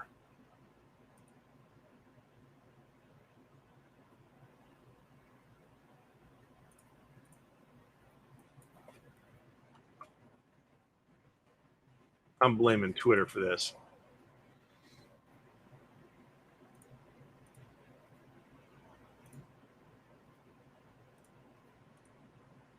All right, let's look at this thing. So some enterprising individual, HB, thank you, pulled this information. So this is the games in the 70s that that BGG considers war games that have what look like the highest ratings. I think that's what we're looking at here. And of course, we got Squad Leader. Junta, I think, again, I'm going to say that I don't think that's in the space. I don't think Ogre's in the space, but I'd be a little more willing to have an argument about that. Cross of Iron is an expansion to Squad Leader, so I don't think that counts. And Napoleon the Waterloo Campaign, which is the thing that's currently available from Columbia, which was once available through Avalon Hill. Highest BGG ratings. So this is presumably the geek rating and not the weighted rating that actually BGG uses to rate the numbers. It's interesting that Squad Leader ranks as low as 665 BGG rank, but I guess that's all games, not just war games.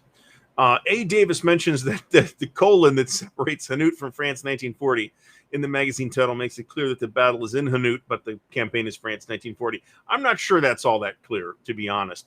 I mean, I'm not sure Joe Youst, the designer, really had anything to say about what went on the cover. So, yeah, I'll be happy if the game... Now, the game actually is super interesting. It is a stripped-down version of the Gauss system. So if you want an intro game to Gauss, grab the new World at War magazine game.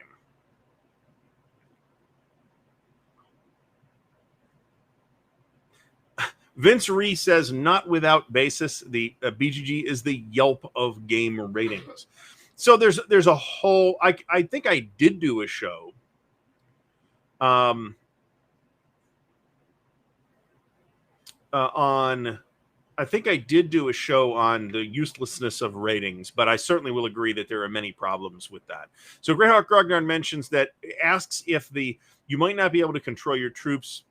Is that thing an actual squad leader innovation, or is that something that existed before? And he mentions miniatures rules. So I think that in some sense, a loss of control over troops is a thing that existed before squad leader, either in miniature games or in X Encounter or board war games. But I am not sure that they handled it in the same way, in that there are game mechanisms that control the out of control troops, and it's not just that they can't do anything. Maybe that's true of, maybe miniatures games released before 77, that's true of, but with the caveat that I am not the person to talk to about the history of miniatures war games. So I'm unaware of that appearing before that. They used, the deluxe ASL was designed for miniatures. The idea was that you would use micro armor with them.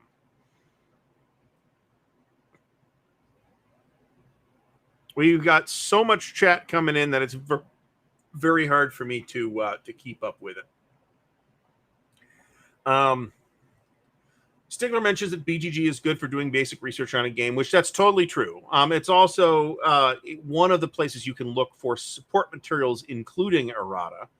And it also has the BGG database, which you can use to track your collection, which I use, but I have my own database too, because I'm a nerd. John Longshore mentions that as well. I use Excel. I don't actually have a database. It's actually just a spreadsheet, but I treat it like a database. Sagacious Hamster mentions SPI's Sniper. When did that come out? SPI's Sniper.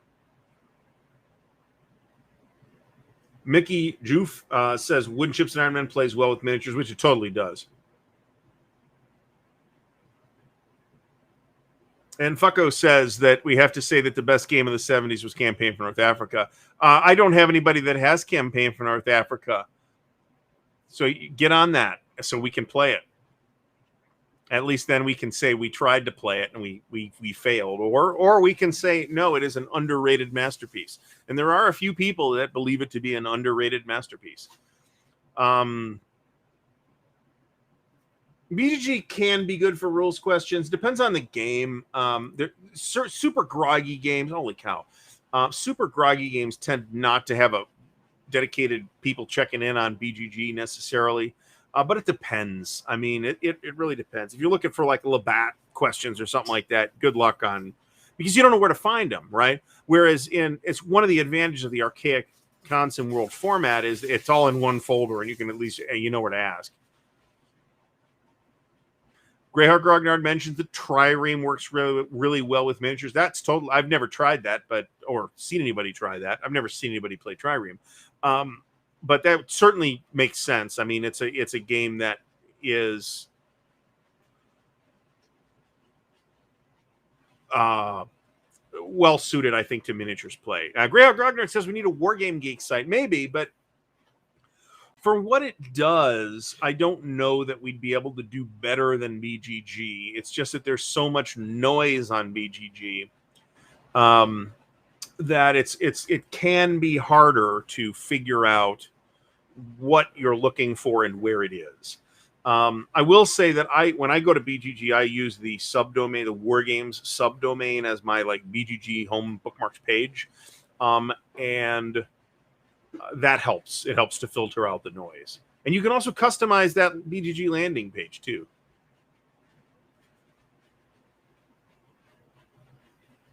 I lost track now of whether we're talking about BGG or Consim World.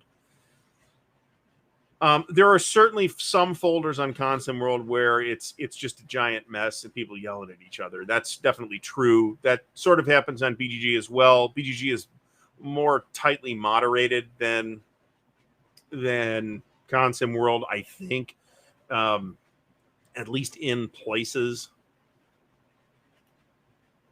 I don't normally discuss much in the folders, the forums at BGG, but it's a great source for like, hey, picture of the game, what's the map look like, how many counter sheets, that kind of stuff. I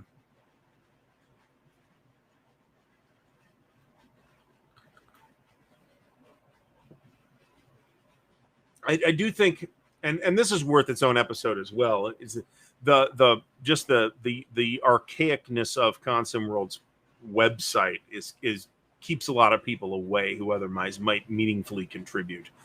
And who are then left with the sole resource of BGG as a place to talk about games.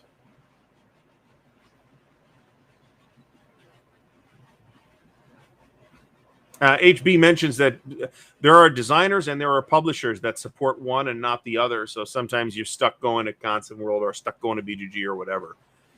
That's definitely true. Now, the Expo is kind of its own thing. I mean, I know it's just affiliated, but the Expo is the premier event of our hobby, and I would really like to make it someday.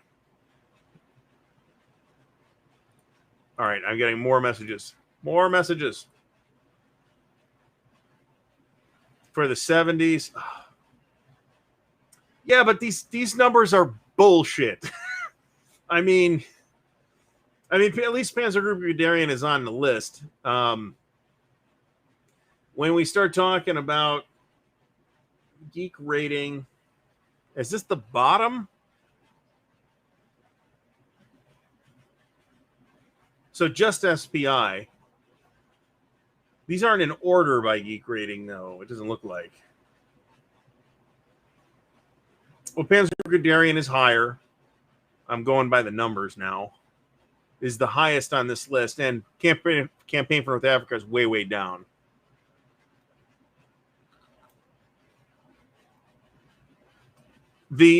So that's another thing with the forums is that I think that's why we're seeing a lot of initiatives to migrate people to the social site and stuff like that. I think that's why this sort of a soft launch of new forums in a Facebook-like way that is more agreeable than Facebook. Let me put it that way.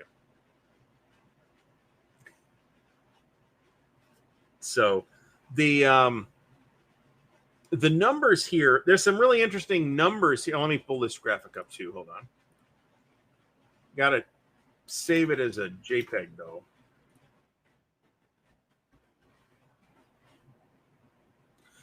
So sample size is obviously super duper important, and to what extent sample size is figured into BGG's ratings is not necessarily transparent unless you have gone and looked at how BGG, and this information is out there, how BGG sort of massages their numbers to get the ratings, right?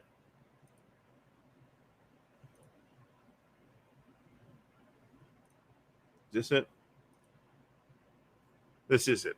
Okay, so this is just SPI. There's some interesting things here. Panzer Group Guderian, Napoleon at Waterloo, right? A lot of people played that. The number of voters. This is a key piece of information. All of these have several hundred voters, except for Campaign for North Africa.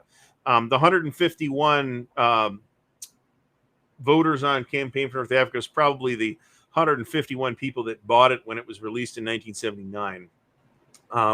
I think it's allegedly been played, but I think those are optimistic people. But again, it's hard to get, and I'm willing to give it a whirl if it comes to that. We could always decide two nights in that we don't like it and play something different.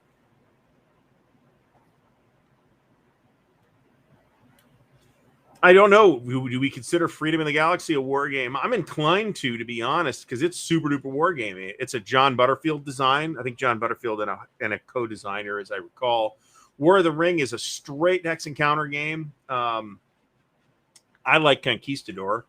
Well, I think it's the most important design, the most innovative. That's my thinking, which doesn't mean that's the final word.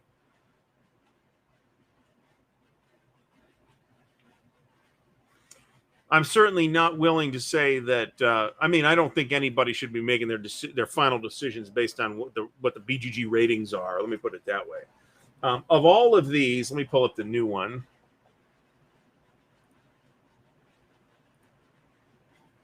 Of all of these,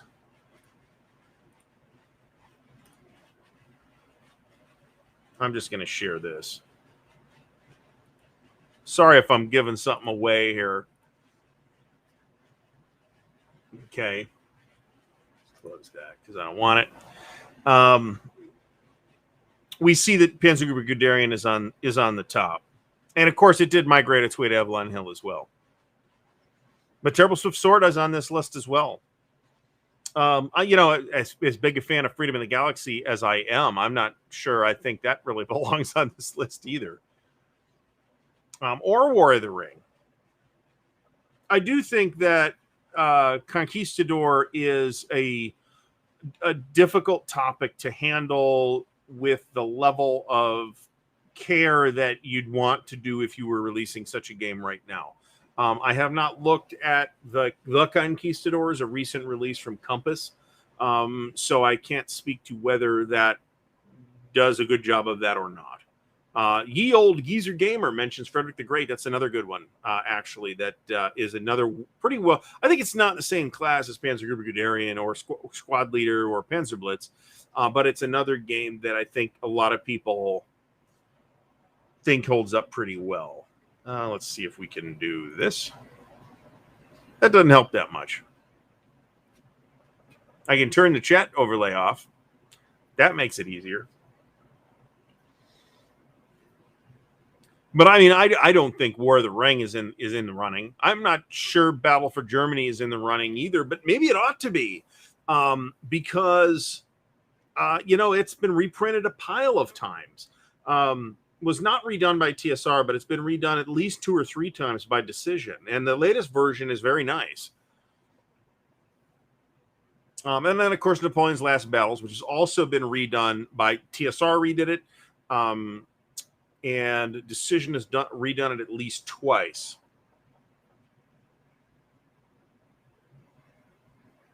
I've never played Puerto Rico. I'm aware that a lot of people consider it problematic right now. Scott B. All, thanks for stopping by. Andrew Atkin mentions, and I've mentioned this before, and I have to wonder if people built spreadsheets or whatever, simple utilities to help them run Campaign for North Africa, if it wouldn't be a lot more palatable or manageable now. Source of the Nile is another favorite one of mine. That is, it's a game that is considered probably, I really haven't heard anybody talking about it, but I believe that people would consider it fairly problematic if it were released today.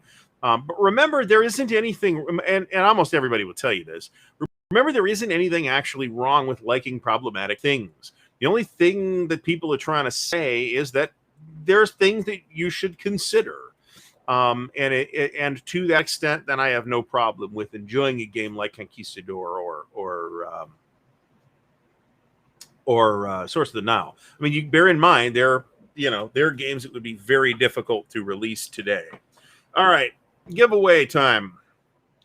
the Battle of Armageddon, Apocalyptic Warfare in the End Times, by designer Kerry Anderson. This is a new edition of the original Battle of Armageddon game. And a lot of people have had nice things to say about this. I, again, do not have space for it, so it must go. So we're going to give it away today. I will, right now, say, go ahead and put your numbers in between 1 and 100, and we will try to fumble it badly, not as badly this time. For numbers, and same deal as last time. You're going to put number 1 to 100. First person to have the number is the person that wins.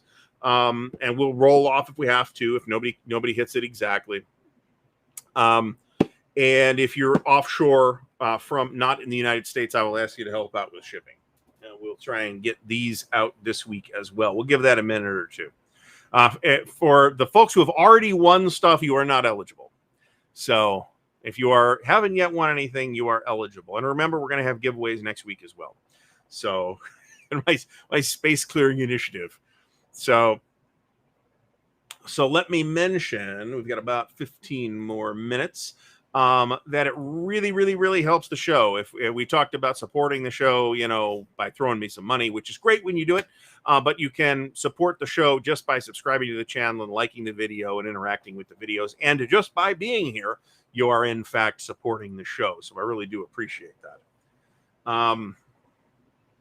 All right, HB, thanks for stopping by. It's like 7 o'clock where you are. Why do you have to go to bed this early? All right, we're gonna have a cutoff post here that we'll cut off in just a moment. We'll give it another minute or so. Yeah, I mean, like I said, I think the ones that you look at as like games of the decade for the 70s are, I think, the three that I mentioned: Squad Leader, Panzer Blitz, and Panzergruppe Guderian. But there's a pile, unlike the 60s, where there's only a handful of other titles you could really even talk about. There's a lot of strong games that were released in the 70s that I think hold up super duper well. Don't forget to hit that like button, folks. Punch that like button. Punch, punch, punch, punch, punch. And hit the little bell icon if you don't mind. You don't actually have to get the notifications. I don't care about that. But if you have notifications turned on, then it's beneficial in terms of the algorithm. So, all right, let's cut her off. And we'll talk about Heart of Darkness soonish. I don't know enough about Heart of Darkness, but I'm pretty sure it started as an effort to redo Source of the Nile. But I don't really know that much about it. All right, our number is 88. I feel like I am using the Vassal die roller. All right, I'm not counting different, so if nobody's got... Octavian has 89. And Gamer8567 has 87.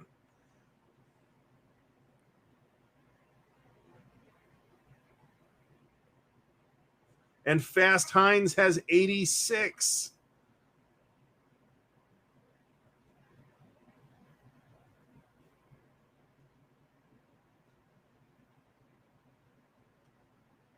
All right. So I think we're gonna roll off. We're gonna roll off between Gamer8567 and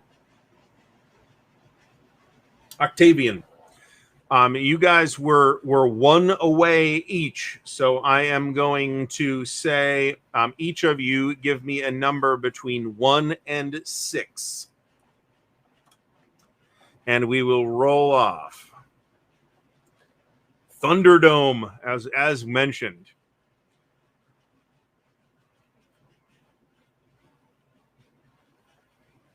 So Octavian and Gamer 8567, or whatever the number was, give me a number between 1 and 6. All right, 2 and 4. Gamer 8567 gives me 4 again, and the number is 3. I'm going to re-roll. 6, 5, 4. Okay. Gamer 8567, please do. Let me put the thing up. This is what's one of the nice things about Restream is I can have these canned captions ready to go. Please email me, mention that you won Battle for Armageddon, send me your shipping address. If you are not in the U.S., we'll work it out. If you are in the U.S., I will just ship it to you. And you will get a notification when the shipping occurs. It hasn't saved me money in every single case, but it's saved me money more often than not to ship with pirate ship. So that's all good. We may have new scotch next week. I don't know. I don't know how I'm feeling about that. So, anyway, I think we're going to put the discussion to bed. And once again, I'll remind you to help support the channel if you can. It's greatly appreciated.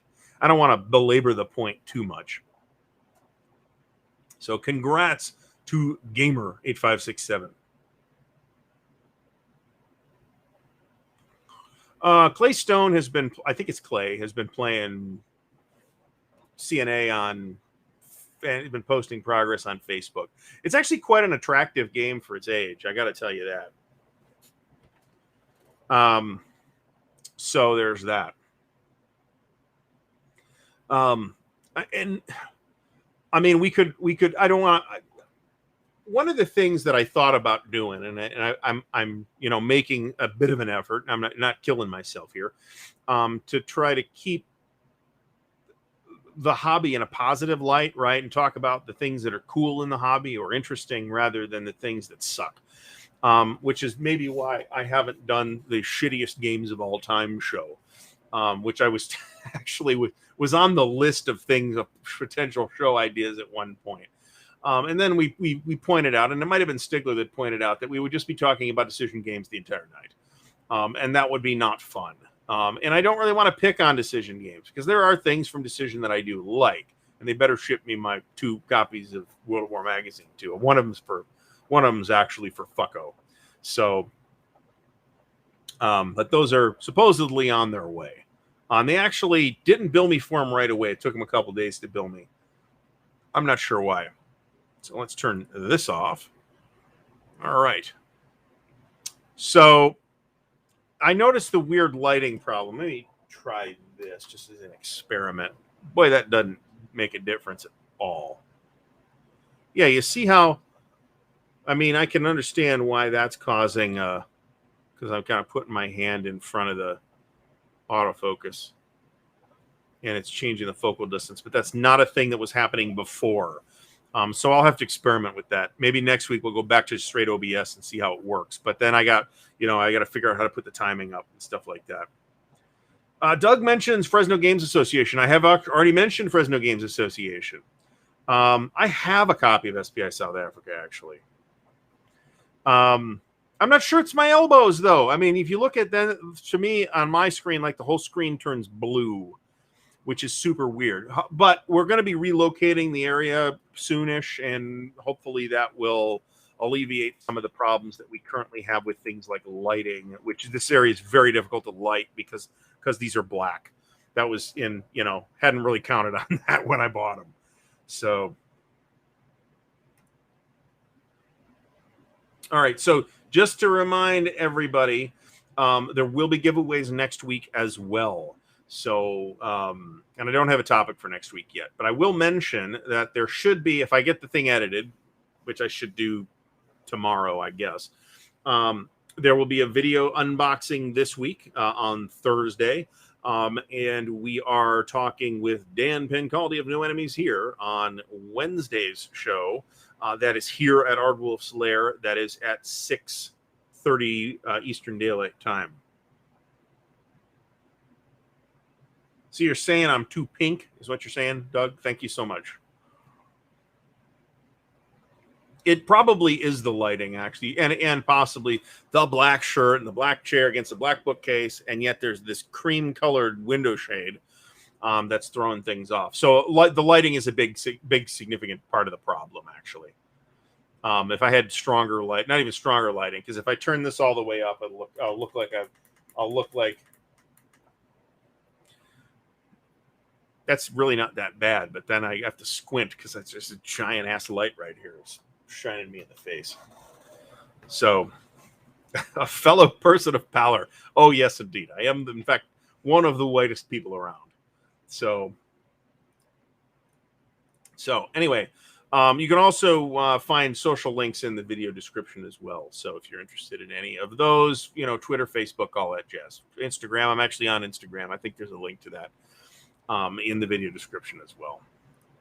So we are about 7 minutes out from wrapping things up. Another thing that I'll be able to do in different spaces, green screen, which might also help to alleviate color tonal problems.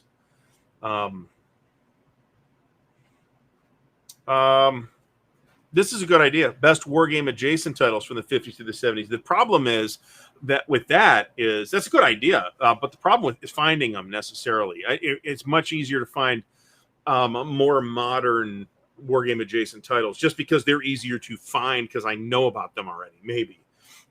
Whereas in the 50s and 60s, it's easy because I can just look up Avalon Hill, right? I did sort the whole wargame category, and you've got to go like dozens of pages in just to get stuff out of the undated stuff at the early end of the list.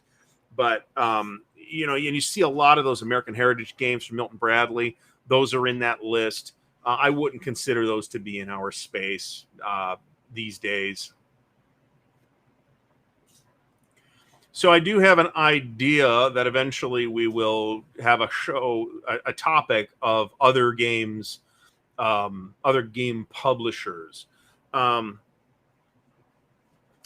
We've done Avalon Hill already, and I will take suggestions as to topics, by the way. That would be great. I wouldn't have to come up with them. No, next week we'll have something different other than War Games of the Decade. But I hope that folks can come away from this. Kyle mentions this, and I hope that folks can come away from this with an appreciation for how long the hobby's been around and some of the big innovators and folks in the hobby. Another suggestion that was made, I don't want to necessarily credit him, but he was here earlier, is to talk about the individuals. And in a couple cases, those individuals, well, not in a couple, in a lot of cases, those individuals are still around. But we could talk about, wargaming, deceased legends of wargaming, and talk about Charlie Roberts or John Hill, I Read Hardy. I don't know a lot about I Read Hardy, and it's probably easier to find info on John Hill, and it's definitely easier to find info on Charlie Roberts.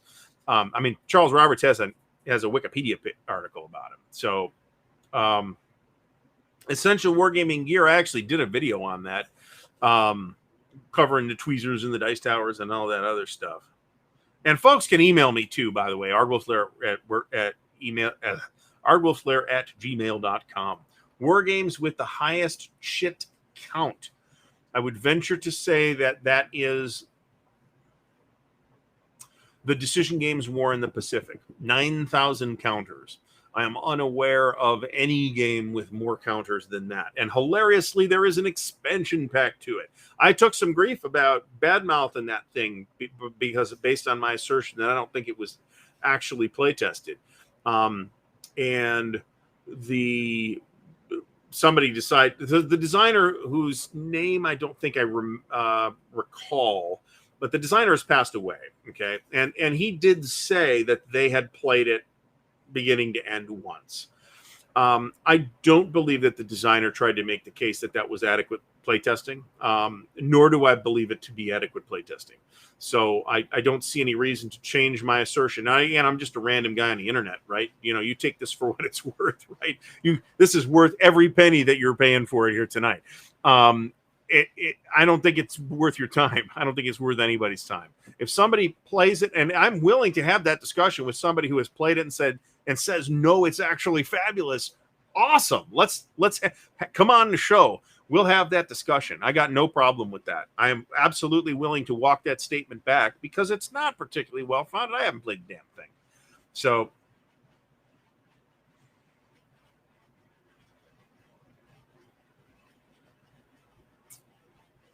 Kevin Kiff. Stephen Reynolds, that's Kevin Kiff. You're very, very close. And I don't think he had any. See, that's kind of the problem. Okay. It's not. And the expansion has like another 4 counter sheets. So the expansion has like another 1,000 counters and some more maps. It's crazy. This is a great game, actually. This is a really neat non-war game. I don't know if it's net non-war gaming, actually. I'll also mention in the 2 minutes we have left that I had mentioned in a previous thing that I will be playing New World. That's the new MMORPG from Amazon. They have announced that there will be an open beta. You do not have to have pre-ordered the game to participate in that open beta. That will be it'll be like a 4-day open beta starting on September 9th. I forget what server I will be on, but that's been decided by my company or guild or whatever we're calling ourselves. So if anybody is interested in that, drop me a line and we can talk about it. And the next show will be before that. So it's all good. All right. So we are headed for the exit gates here at this point. I don't know how many people were here. I don't know a way to see that. I'll have to wait till Restream sends me the report after the fact. So I would like to. I know our numbers were over 100 at one point. I think I remember seeing 106, but I haven't really kept the exact count on it. Does it tell me this? It does not. 2 people watching on Twitch. Thank you very much, and follow me on Twitch if you're on Twitch. It is my goal. One of my goals to do more with Twitch. That primarily means video gaming, but I got to find the time to do that. There's other things in the way first, so that may not be turning into anything reasonable in the next couple of months. So, Patchwork Pictures. I didn't do any of the tower stuff. I didn't do that many of the quests, to be honest, but I did like the gameplay a lot. So, anyway, I would like to thank everybody for watching once again, and we will be back next Monday at 8 p.m. Eastern Daylight Time. I think we'll still be in Daylight Time at this point on Monday. And we'll be live with Dan at 6:30 p.m. Eastern on Wednesday. Our topic is Block Wargames. So once again, thanks everybody for stopping by, and we'll see you all next week. Don't forget the giveaways next week as well.